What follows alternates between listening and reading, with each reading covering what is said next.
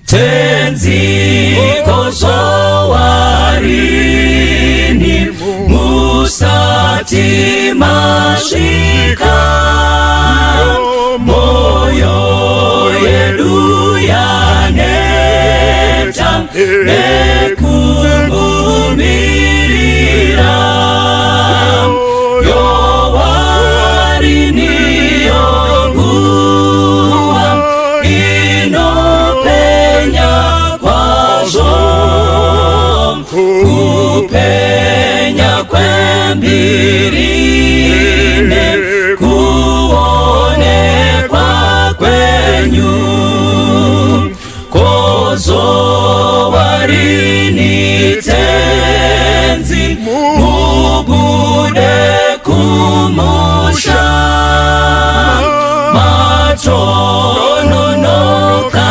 tenzi vamwe vadzokera tenzi vatendi venyu vazara nezvivi vashoma vakamira murufaro rwenyu mutsanyi vakarara chemanyi vamuke vanoyeranga vati tenzi aswedera mwenje yenu ivute zviuno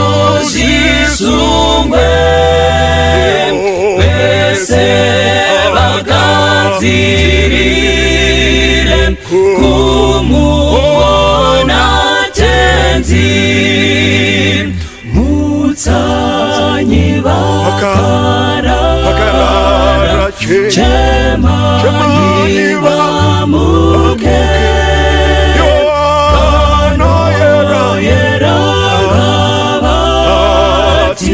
tenzi aswedera mwenje yenu ivute zviuno zvisungwe vese vagadzirire kumuona tenzi vese vagadzirire kumuona tenzi.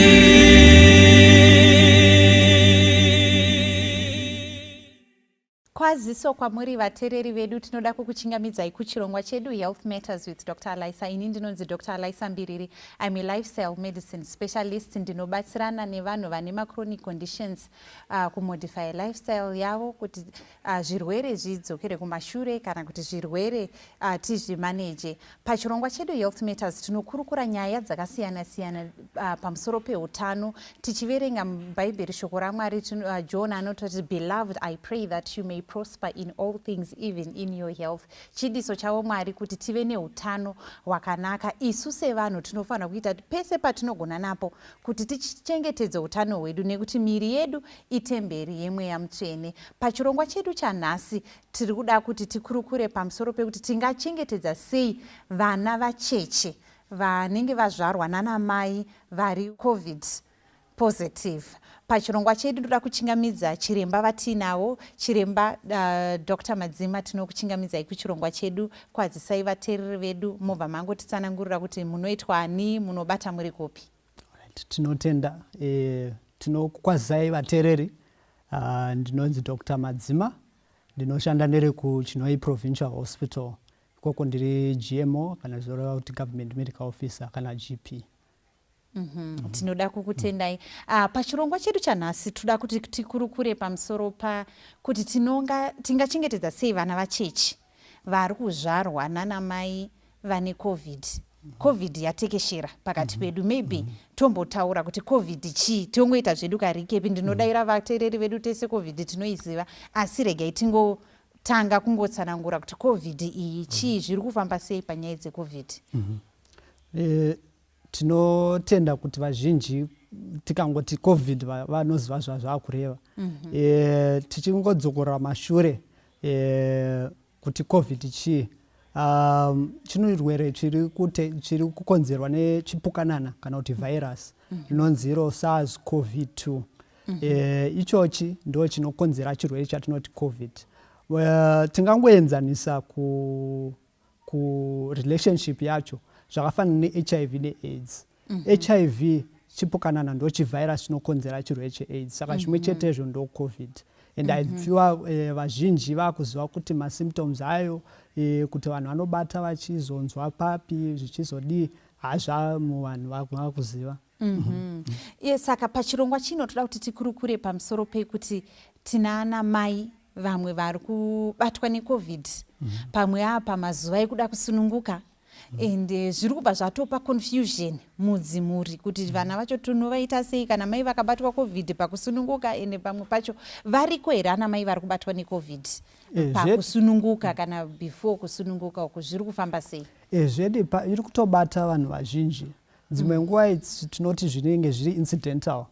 Kazhinji kacho mai vanenge vangosvika vari mulebha kana kuti vanzwa marwadzo, vobva vangoitwa covid screening test yacho votobatwa nayo covid.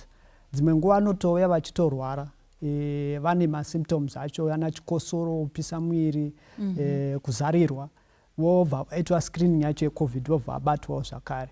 Dzimweni dzenguva vanenge vatosununguka tombogara mazuva, but zvozoonekwa zvakare pascreening iyoyi kuti vana mai vabva vabatwa necovid. Saka ndozvauya program iyoyi kuti toona kuti tingazviite sei pane situation inenge yasanganikwa nayo kudaro. Okay, saka ko vana vacheche vari kumbobatwawo here covid? Muri kutotestawo kana mai vakanzi vauya kuzosununguka abatwa covid pakusununguka, muri kubva mazotestawo mwana wacho here? Zvii zviri kuzoitika pamwana anenge azvarwa? Kazhinji zvatikuona ndezvekuti vana havasi kunyanyorwara nayo covid zvekuita vanhu vakuru. Okay. Kazhinji kacho tinotoona kuti mai ndo vangatorwara, votoita masymptoms acho ese, mwana otoita achitorarama hake achiita zviri normal. Kazhinji kacho hazvizosvika pakuzoti mwana atestwe, asi hazvireve kuti vana havaite covid. Vana vanotobatwawo, vamwe vacho vane covid vazotestwa. Tichitarisa pasitenderere zvinoestimatwa kunzi vanenge vatestwa vana vanenge vazvarwa namai vane covid, about 2 to 4% ndo vanogona kutoita covid within the first 1 day to 4 days. Saka zvinhu zvinogona kutoitika, asi it's very very small chance, especially the time yatinenge tabata mai totinenge takasika takuvabatsira kuti vava vanoita zvimasteps nezvimwe zvinhanho zvekuti vadzivirire kubata kuti vatapurire covid kune mwana wavo. Alright, saka ipapo ndo patoda kuti titonyatsokurukura nekuti nyaya iyi munoziva, I know of someone akatorasikirwa neupenyu hwake mwana aine 1 week necovid. And I've quite a lot of people vekutoti munhu ari kutobatwa nestress pekuti ato muma 38 weeks kufunga kuti ndakunotestwa covid, zviri kubva zvatomutyisa ende zviri kutopa vana mai stress yakatosimba kuti ko zvino ndikaita positive ndikazodii. Saka pane here zvatingaite maybe tikatotanga kuti tikurukure kuti mai vabatwa covid akuda kusununguka, ngatitangire kune munhu atopa akuda kusununguka, kuziva vamwe vacho mahospital ari kutoti usati wauya kuzosununguka testwa, munhu atestwa aita positive apa amulebha, ozvifambisa sei? Totangira ikoko, mai vabatwa positive, zvii zvaanofanirwa kuita? Pane zvaanofanirwa kuita here, kana kuti kuhospital kwacho ari kutombozobvumwa here, ari kuzonzi zvarira kumba here, zvii zviri kuitika? Itori dambudziko guru rikusanganikwa nana mai mudzimba umu. Chakakosha ndechekuti kana tawana covid test iyoyo yabuda iri positive, ana mai ngatizvigamuchirei, ndo chekutanga. Ngatizvigamuchirei. Do not panic. Okay. Chinhu chinowanzokonzera kuti ana mai vazoenda kana kuti vana vazoita a negative outcome is because vanhu vanenge vakuzoita other means, hanichakwanisa kuenda, vakurwa nestress, maybe akupinda mudepression, dzimweni dzenguva they are going to panic zvekutoti vanotadza kunyatsokwanisa kuteedzera zvinhanho zvinoita kuti mwana azotsununguka zvakanaka vachinyanyokasika kufunganya. Saka chakakosha tinogamuchira the diagnosis yekunzi munhu ari positive COVID. Dzimwe nguva mai vari kurwara kana dzimwe nguva angori havana masymptoms because kazhinji kacho paCovid 80% havatori namasymptoms, vanenge vachitozvifambirawo zvavo kana kungoita very very mild symptoms. Saka kazhinji kacho we do not need to panic. Saka tiri kuti chekutanga kuna mai vabatwa positive iwe wakuda kutonosununguka, don't panic. Don't panic. Musapinda pakustressa. COVID yatoo pakati pedu. Saka we are bound kuzotestwa positive one way or the other. But apa iwe wazobatwa positive wakuda kusununguka, saka usapinda mukustresseka. Pane matano, kustresseka ndo kunotozokukanganisa kuita matano unofanirwa kuita kuti tidzivirire kuti mwana asabatwe. Alright, ndo yekutanga. Yechipiri toyoita sei? Then tinenge takuengage ma-steps ari easy ekumba, asina zvekuti tinodida kutsvaga zvakawanda. Chekutanga zvatinoda kutoshandisa mamasks, kufamba nemamask kana kuita mabasa enyu nemamask. Iye mai vanenge vakufanira kufamba nemask every time pavari mumba. Chiremba, pamask apa tiri kutaura kuti munhu ane mwana ari mudumbu ka? Saka mask inodzivirira sei mwana ari mudumbu? Zviri kuitika ndezvekuti unenge wakudzivirirawo vamwe vamukugarisana navo. Because zvinozoitika manje ndezvekuti pada mazosununguka papa vamukugarisana navo zvakare vane COVID vanogona kuzopa mwana. Saka it's not a so issue so kuti munhu angogara ari chitsuva rega. Ari kufanira ari kuprotectawo vamwe asi vari kugarisana navo. Saka mask is also important. Then zvimwe zvinhanho zvataisingoshandisa zvekugeza maoko, kusanitizer nekudi zvinodzivirirawo zvakare vamwe vese vari around mai vavo. Kazhinji mai vakazvitakura havanzogara vari vega. Sadza pamwe aenda unosungirwa kana kuti varikugara nemurume kana kuti nemumwe munhu waari kugara naye. Saka zvakakosha kuchengetedzawo ivavo zvakare kuti vasave vanobata COVID. Ndo the second major step. Then chechitatu ndechekuti amai vanofanira vanokasika kuwana rubatsiro kuna chiremba kana kuti vana nyamukota whoever ari minzi yavari kuzosununguka nayo. Tingangotaura nezvipatara zviri zvizhinji zvedu zvine a certain sector kana kuti wing yakadhivhotwa kuti iri ndo rinodhilana namai kana kuti mapatients anenge ane COVID-19. It's either vari kurwara nayo COVID kana kuti vangoita SARS-CoV-2 positive. Saka rubatsiro rwavaingowana vanofanira kungoriwana, dai vanga vanayo COVID kana kuti vanga vasina. Vamwe vacho vari kustresseka zvakadaro zvekuti unobva watofunga kuti asi kuhospital kwacho vakanzi chiregedzai kuuya kuzosununguka ikoko, kuzi vanhu vari kubva vatopanika kuti zvoita sei zvinonzi kuchipatara kwacho kwakanzi kana wakuda kusununguka kuita COVID positive usauya. Ndo zvimwe zvinototyisa ana mai, but what we need to remember, it goes back to number one, kuti let's not panic. Ma-steps anofanira kuteedzera tinokasika takanganwa tikapanika. And chimwe chatinofanira kuzoramba chiziva ndechekuti COVID haisi iyo ingazoyerekana yazokonzeresa zvinhu zvimwe. Ndingandorabanura ndichiti pakusununguka kwamai there are other things that are more dangerous than COVID.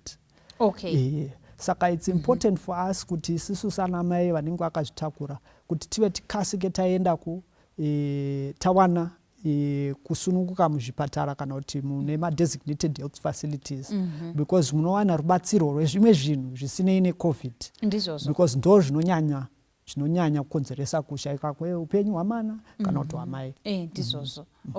Saka tikati kuzvipatara kutori nekuri designated kwekuti vanhu vari kukwanisa kuenda kunosunungukira ikoko, mwana azobuda ndezvipi zvatingaite kuti tidzivirire mwana anenge abuda? Mai vanokwanisa kuramba vachiyamwisa here? Mai kana kuti mwana tochitomboti mai vapinde muisolation, zviri kuzofamba sei kana mwana abuda mai vari kutorwara neCovid? Haisisiri yekungoti vaita positive but vatori nema-symptoms ende vatori down. Apa ndo panopinda pane a lot of confusion, but tingangoedza kupa tsanangura tichiti kudai. mutsvagiridzo zvakaonekwa kuti mai vakagarisana nemwana wavo zvine better outcome, primarily pakuti vanogona kubhonda zviri nani, pamwe chete nekuti mai vanogona kuprodusa mukaka vasina stress yekuti mwana wangu ari uko, which is mukaka unodidwa nemwana. Saka chakakosha ndechekuti mai vasine covid vaya vakasununguka vagarisana nemwana wavo, asi havaregere kuita ma-infection prevention measures atataura, kupfeka maski, kugeza maoko, kusanitiza maoko, vachidzirawo kuti vasatapurire mwana wavo covid. Chiremba, ipapa pakuti kupfeka maski, munoziva kuti kazhinji tikapinda mumba ndiri kubva ndangobvisa maski, handitika ini nditori nemwana wandinoyamwisa, mwana iyeye anotondibvisa maski, ndichitopinda mumba wandinopinda ndine maski, akatondoona ndapfeka maski aruda kutoibvisa maski, of course aka newborn katiri kutaura nezvako. Ini ndakagara mumba, tiri kuti mai ava vakagara mumba vakungogara nemaski, mausiku paari kuyamwisa mwana mausiku opfeka maski, chizvinofamba sei pamaski apa, nekuti zviri feasible here kuti munhu throughout neusiku hwauri kumuka uchiyamwisa mwana nechi uri kupfeka maski tozvifambisa sei kuti zvigoneke, toda kuti titi kuti zviendeke? It will be very difficult totozviziva kuti hazvisi practical, not very easy kuzviita. But unongorangarira kuti the time yazvinenge zviripo is just a short time. Ndizvozvo. Period yatinoti isolation inenge iri 10 days on average rather. Saka inguva yekungoti munenge mungori mamaski enyu kungoshingirira pa 10 days idzodzo mukungodzivira mwana wenyu kuti asabatewo covid. Ndizvozvo. Remember patataura kuti it's only 2 to 4% vanocontracta covid during the time yekusununguka iyayi. The rest it's either vanozoibata ana mai vaye vakuzoita musikanzo yekubvisa mamaski nekudii. Saka zvakakosha kuti tive mugroup riya rekuti mwana haazowani covid because tisi tinenge tatadza kuita ma-infection prevention measures. Which is just 10 days, of which 10 days dzikapfuura ipapo zvinenge zvakutariswa kunzi amai vaya havachisiri infectious, havachagona kutapurira mwana, zvinomudzirirawo utano hwake. Hazvizikanwi dzimweni dzenguva pane vana vanenge vari at risk yekuti vanoita kusevere covid infection inogona kutosvika pakushayika kweupenyu. Alright. Saka vana mai tiri kuti zvichirema zvakaita sei ngatigone kupfeka maski ukange watoo covid positive wasununguka pese pauri kubata mwana pfeka maski, gona kuti tidzivirire. Tinokwanisa kuona zvichirema but ngatione upenyu hwemwana hwakakosha kudarika kurema kungaite kupfeka maski. Okay, saka mai ava ngava continue vari mu-isolation nemwana wavo, vangori nemwana wavo, kuyamwisa mwana wavo. Pane here mishonga yekuti mai vanogona kupiwa yekudzivirira covid, yekutoti vatoone covid? Vane here ivo zvavanokwanisa kunge vachiita, vaita zvekupreventa, zvekugeza maoko, zvekudii? Topic yemishonga kuna mai nawo inenge yakutinetsei, nekuti remember apa vane newborn, newborn yeye anofanira ane mukaka unenge uchipiwa kune mwana uyaya. Pane mimwe mishonga yatinonwa iya inogona kutapurira ichienda kune mwana yaasinganidi. Saka zvakakosha kuti tinorefraina pane mishonga yekushandisa as much as possible to the bare minimum, because those drugs are not very good for babies, either vachiri mudumbu kana kuti vachangobuda. Okay, saka munhu akaita covid aine pamwiri, mishonga iyi toti ngaiite mishonga vari kufanira kuzvifambisa sei? Ndo panodzokera pane chinhanho chiya chatambotaura kuti chechitatu kuti ngavakasika wane rubatsiro kune suitable healthcare advisor, because pane ma-issues emishonga iri kushandiswa nevanhu vane covid but ine very very bad effect kune vana. Saka mukagarisana neyo healthcare provider kana kuti nyamukota kana anenge achivaona, vanogona kuzoona kuti iyi mishonga haiite, iyi ndo ingaite for ye kuvarapa kana vane ma-symptoms. Saka it's always prudent kuti tive tikasike tawana help nekukasika. Dzimweni dzenguva vanhu vanogona kutya kuenda kuchipatara kwacho. There are options as well yekuti vana ma-healthcare workers acho anogona kuita achiuya kumba, which is something tinogona kushanda zvakare. But donjo nderekuti vanhu vava vakasika wana relevant help kubva kune ma-healthcare workers agara anotoshanda mu-covid kana kuti isolation side okay. Alright. Saka zvinhu zvakafanana nezvekunzi kunwa mazingi, kunwa vitamin D, kunwa zvimwe zvakadaro zvisiri mishonga chaiyo, vanokwanisa here kuzvikontinya ari munhu akazvitakura akuda kusununguka kana munhu asununguka mwana? Yes, ma-vitamins nemamwe ma-essential elements anokurudzirwa kushandisa throughout pregnancy. In fact, mamwe acho anotopiwa for women who are pregnant. Saka hana hawo ma-side effects akanyanyotiwo anokanganisa utano hwemwana even throughout pakuzuyamwisa mwana. Okay. Zvimwe munoziva vanhu kudzimba uko tingori nezvakawanda zvatiri kuita kudzimba, vanhu vari kuzonatira, vanhu vari kuzodii, zvofambiswa sei pakuti tinotopinda mukupanika. Tataura hedu kuti vanhu musapanike, mai mukaita positive to covid musapanike, but munhu akuchitofunga kuti regai ndinatire, regai ndidye zvakati, regai ndiite sei, zvino kune zvemaconcoction zvimwe zviri kutengeswa zvichingodaro. Zvinogona here kupa njodzi kumwana? Okay. Tingangodai so Dr. Mbiriri. Pa-COVID ichangotanga, pane zvimwe zvainzi zvinoshanda. Zvaigona kutotaurwa nema-big companies and the like, zvichinzi zvinoshanda. Dzimwe nguva zvozoonekwa kuti pabda hazvisi kunyatsoshanda zvaizvo chaizvo. And tikungogena ruzivo each and every day kuti pane zvinhu zvinoshanda, zvinhu zvisingashandi. Saka that's why ndiri kunyanyoda kuenda kutsimbidzira kuti it's best to seek a relevant healthcare assessment, because pane zvimwe zvinhu zvakugona kureplace zvinhu zvasaishandisa. However, most of the things zvatinoshandisa ari zvechikafu form, like my herbs and my essential elements, those can be used as food as they are. Right. Because agara angari echikafu zvagara zvingori muchikafu zvedu zvatinodya sechikafu zvinokwanisa kunge zvisina njodzi yakanyanya. But then kana takuzoita ari ma-concoctions atizozive manje kuti ma-chemical reactions atikuita kumba uko anenge akamira sei. Saka zvine kanjodzi mbichana zvazvinenge zvinazvo. Saka zvinenge zvakuda ma-experts anogona kudza kuti aiwa mukasanganisa hani nezumbani at certain temperature zvinozobudisa chemical yakati. Saka zvinogona kuzochinja manje zvinhu zvazvinozobudira zvonezita. Alright. Ko vana munoziva kuti pane vanhu vari kuti kamwana kakanzi kakabatwa covid whether kari kachechi, ndakaona vamwe vachitaura kuti nyangwe kari kachechi ngakagadzirirwe onyeni, ngakaite sei kuti kabatsirike kufema, zvinoshanda here izvozvo? Kuzi vanhu vakungofunga zvakawanda kuti kamwana kakanzi kane covid kana kuti mai vacho vaita covid, kamwana ngakatopiwa, vamwe vari kuti ngakapiwe sirapi yeonyeni, ngakaisirwe onyeni pachest, zvichidaro zvinoita here kuisira kukamwana kacheche? Tikutaura kamwana kacheche. Apa tinonatsoenda mberi tichinatsoti apa pari dangerous. Apa zvatakuda kuzoita apo. Imwe yatinoshandisa as well is parasite for the newborns. Mamwe ma-concoctions ivaya anga achitaurwa tichimwisa vana. Chakakosha ndechekuti tive tiziva kuti vana vachechava chiropa chavo chinenge chisachanyatso developed.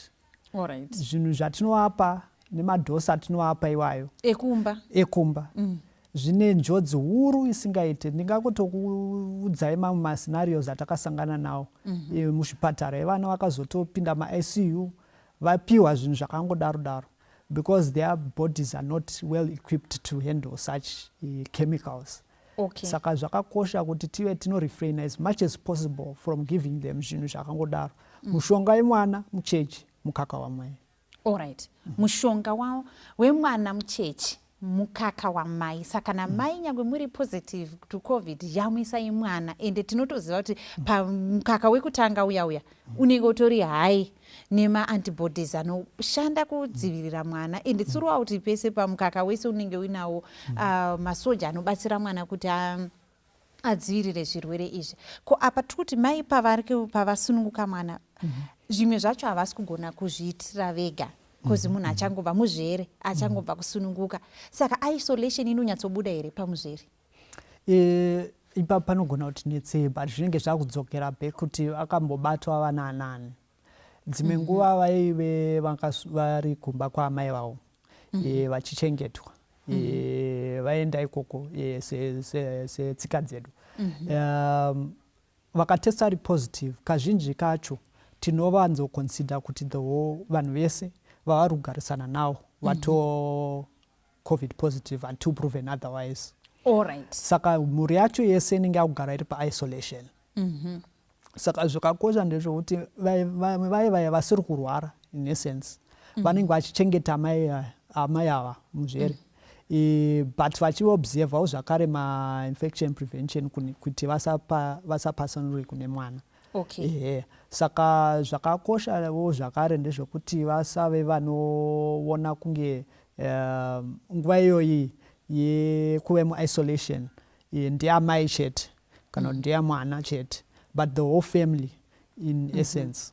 Pana mai nemwana apa ari kupinda mu-isolation ndiani? Ndimai here kana kuti mwana? Ani ari mu-isolation tikanyatsojekesa kuti mwana ari free kunge achingoendawo kune vamwe vanhu vese vemumba here kana kuti nyangwe nemwana kungozvarwa namai vari positive to covid watopindawo mu-isolation? Tingangoti vese vanenge vari mu-isolation by the virtue yekuti mai nemwana havafanirwa kuseparatana. Okay. Panenge pana mai ndo panenge pane mwana. Zvataitaura kuti kuchagudzo zvakaonekwa kuti there's more harm in separating than good than keeping them together. Alright. Okay. Saka vana ngavatenge vangori vese namai vake. Okay. And then pama cases ekuzoti anoda hospitalization zvine zvichizofamba sei kumwana? Zvinenge zvichizoonekwawo zvakare kuti dzimweni dzenguva mai vanenge vari hospitalized but vanokwanisa kuchengeta mwana, havasi kurwara zvingadero zvinotadzisa kuti vave vanoproducer milk vachiyamwisa mwana wavo nekumuchengeta. Dzimweni dzenguva on some cases mai vari very ill, ipapo ndo panotenderwa kunzi vanoseparata mai namwana. Because already mai havasi kugona kuchengetedza mwana vachiprovide the essential service yavanga vachifanira kupa, the breast milk and the warmth and care. Okay. Saka the next step inenge yayo kuti mwana anenge akugara mu-isolation kana kuti akugara na-caregiver. Most likely baba kana mai kana hama yepadhuze. Zvakare zvichingoitwa the same infection prevention measures anenge achiemployiwa during that time. Okay. Ane mwana ari kumba kana kuti vari muchipatara. Kana mai vaenda muchipatara mwana asara kumba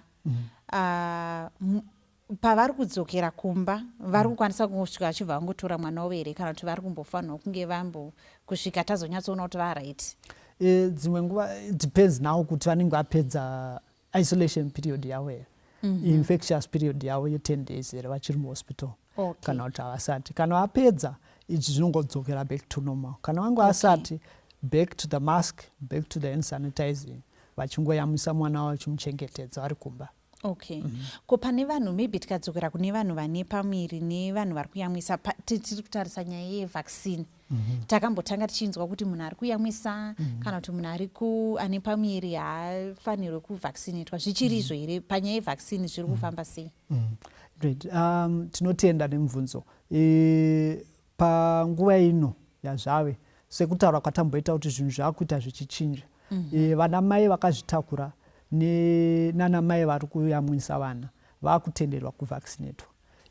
Pane mavaccines avakaongorora vakaona kuti hapachisina njodzi inotapura kune mwana, mai vakavaccinatwa vari pamwiri, uye pakuyamwisa paya vaccine riya haripinde mukaka richienda kune mwana. Alright. Vaccine haripinde mukaka.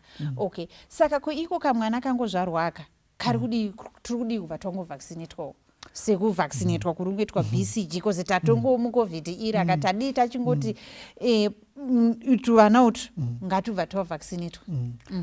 Zvino munyika yedu yeZimbabwe zvinoti kuvaccinata from 18 zvichienda kumberi. Kune dzimwe nyika vakuvaccinata from 2 years zvichienda kumberi. But zvinenge zvichienderana nekuongorora kwavari kuita mavaccines aya. Remember, mavaccine mazhinji atiri kushandisa they've been accelerated process yavo kuti ashande asati anyatsosvika pafull stages ema-clinical trials. Saka vachiri kumboona kuti zvinotoleretereka here kuti mavaccines aya apiwe kune vana apiwewo zvakare vana vacheche. Saka zvichiri in the process. but at the moment muZimbabwe vana munhu wese ane 18 years zvichienda kumberi. Okay, saka vaccine kuna mai vakazvitakura, mai vari kuyamwisa hapana njodzi mukawana vaccination, variko here vari kuuya at least pakuonawo kwenyu vakawanda here vana mai vari kuuya kuzovaccinatwa vaine pamiri kana vari kuyamwisa? Zvino vachiri vashoma. I think vanhu vakabatira pfungwa iyeyo kuti ana mai havavaccinate. But again I think information iyayo ichazoramba ichidisseminata kune vanhu kuti vava vanoziva kuti vanokwanisa kuvaccinatwa vachikwanisa kuuya. Alright. Maybe varipo vamwe vakatotarisa pachirongwa chinochi, muri mai vari kuyamwisa hamusati mavaccinatwa, kana kuti muri mai vane pamwiri hamusati mavaccinatwa. Tiri kuti zvinhu zvakakunakirai kuti muvaccinatwe kana maongorora pachezvenyu, maita decision yenyu, maongorora mapros and cons ekuvaccinatwa, zvinhu zvinokwanisa kunakira utano hwenyu. Apa hakuzi kumanikidzana, asi idecision munhu yaunoita wega as an individual, but pakuongororwa kwazvo zvinhu zvinokwanisa kutibenefita more than kana tisina kunge tavaccinatwa. Ndizvozvo here? Ndizvozvo. Alright. Kana tiri kuzotarisa kune vanhu maybe in general, ndezvipi zvimwe zvatingakwanisa kuramba tichingoita tiri mumba tikange tabatwa neCovid, because nyaya iyi iri kuramba ichingotitenderedza musoro? I think zvinhu zvatambotaura zvekubatsira mai zvinoaplayawo zvakare kune vanhu. Number one, do not panic. Chingotarisai COVID sekunge iflu mumba. Handitika kazhinji vanhu vari kuzopambadza nguva nemari vachiedza kuona kuti vangaite sei panguva iyoyi. But the main steps to follow ndewaya, do not panic, seek appropriate help, nekuafollowa ese infection prevention methods atataura. Masking up, sanitizing. Zvinobatsirawo kudzivirira imimi, zvichidzivirawo zvakare vamwe vamagarisana navo. Aiwa, tinoda kutenda. Pachirongwa chino tiri kukurukura pamusoro pekuti tingachengetedze sei kacheche kazvarwa namai vanenge vari COVID positive. Taona kuti zvinogoneka kuti mwana asatotapurirwa chirwere ichi, ende zvinotogoneka futi kuti mwana amai vasarasikirwa neupenyu hwavo, upenyu hwavo ungodzokera kuva normal. Kana taita zvese zvatiri kutaura pa, ngatipfekei mask, uchiyamwisa mwana, gezai maoko, pindai maisolation kana muri kufanirwa kupinda muisolation, zvese wanai rubetsero kubva kuma-healthcare providers. Ngatisawanzai kuudzana mashoko ekumba kuti tinorapa sei tiri kudzimba. Kune munhu anenge akazvitakura, utori neumwe upenyu uri waunawo mukati mako. Saka zvakakoshesesa kuti tiwane rubetsero kubva kunana chiremba tisina kuzvipa information yekudzimba. Maybe mashoko enyu ekupedzisira kuvateereri vedu panyaya iyi. Vateereri hama dziri kudzimba, COVID tinayo, ndichange inogona iripo for nguva yakareba. Ngative tinobatsirana kurwa nechirwere ichochi, kuzvidzivirira, kudzivirirawo munhu ari panext pemunhu. Dzimwe nguva kuvaccinata, dzimwe nguva kupfeka mask, dzimwe nguva kugeza maoko. Tirangarire kuti hatirarame tiri chitsuva, tirarama nevamwe vanhu vanodawo kudzivirira kubata chirwere ichi. Tinoda kutenda maybe chiremba pakuvhara munogona kubva mangotinamatirei vana mai vamwe vakazvitakura vari kutotya, variko vari kutya kuti zvino ndikabatwa neCovid, ende variko vamwe ana mai vachangobva kusununguka vabatwa COVID. Maybe togona kuti mutinamatiro ende tingonamatira nyika yese in general nedenda rakatitenderedza iri. Ngatitsinzinei tinamate. Ishe Baba vari kumusoro kudenga, tinokutendai nediscussion yangaita pakati pedu, tichiziva kuti denga irori reCovid rave ratekeshera nyika yese. Panguva ino pane lot of unrest, vanhu havasi kuziva zvekuita. Kazhinji vamwe vari kutosvika pakuzoita zvinhu zvisiri zvamunotarisira Mwari. Tinoziva kuti vamwe vari kutorasikirwa neupenyu chaiwo. Asi Ishe, amidst all this chaos, amidst all this crisis, ndimi Ishe munogara muri Ishe. Tinouya namai vanenge vabatwa neCovid, vana zvakare vazvarwa nanamai vava, vamwe vanamai vakazvitakura, vane point vasiwana this information vachishaya kuti voita sei, vapei tariro Mwari, vapei kuvasimbisa, vapei kuziva kuti ndimi Ishe pane zvose. Despite this COVID diagnosis, vanokwanisa kuwana upenyu. And kuburikidza nezvese zviri kuitika, vazive kuti pane zvese zvakakosha, kutenda imwi ndo upenyu usingaperi. Tinonamata tichisa nyika yedu yeZimbabwe pasitenderere amidst the COVID crisis, kuti mungotiratidza simba renyu pakutichengetedza throughout this war. We thank you. In Jesus' name we pray. Amen. Amen.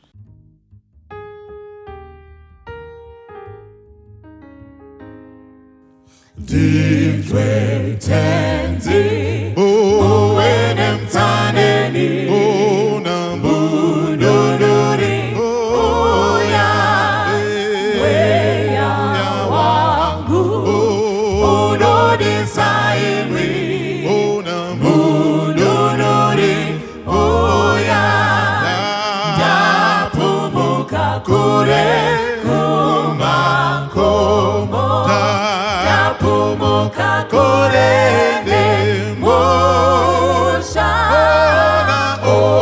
unditore ndipinze mudanga unambududuri uya handinaba timbuye kurara mududuri uya nditarise ndawane upenyu mududuri uya ndapumuka kure kumakomo ndapumuka kure nemusha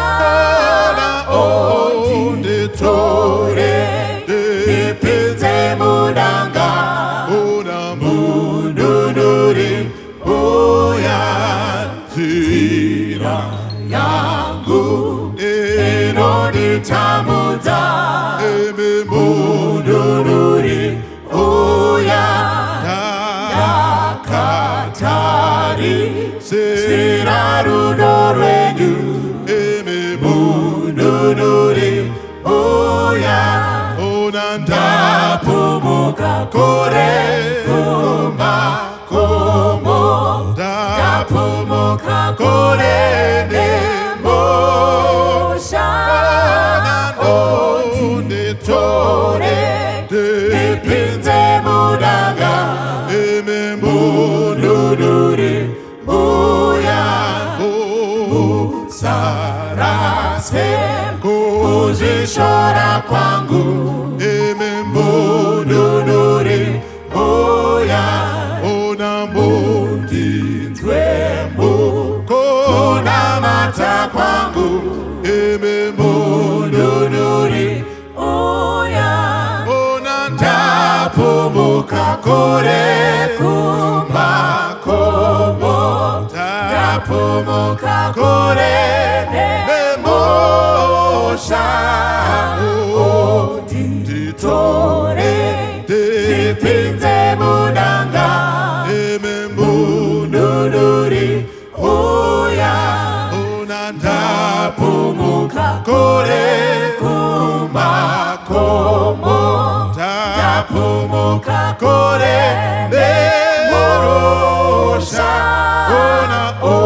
unditore ndipinze mudanga mududuri uya unditore ndipinze mudanga mududuri uya unditore